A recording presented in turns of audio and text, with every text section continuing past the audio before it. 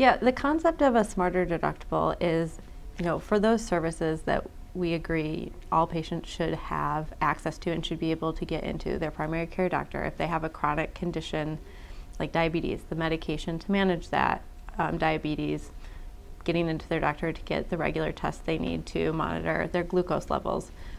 Having that covered pre-deductible, so having the plan pay for that before a person's met their deductible limit.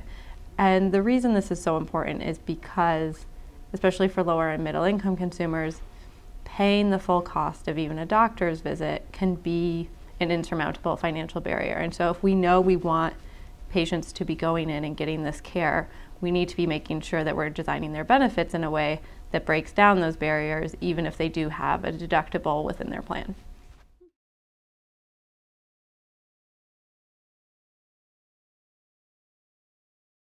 Yeah, I think it's a challenge in the short term.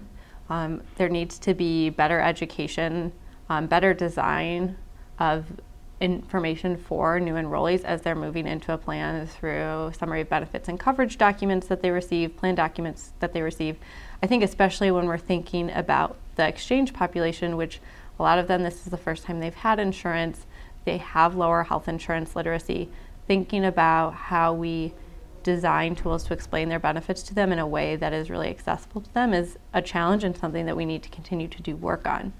I think the other part of this is, though, that there's such diversity in the take-up of pre-deductible coverage. We have some insurers who aren't doing it at all.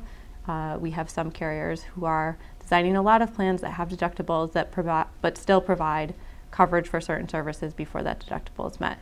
And so that adds complexity to consumers' decision-making process when they're buying a plan, and making sure that they understand the benefits of pre-deductible coverage when they're shopping for a plan, and that they understand that that's available to them.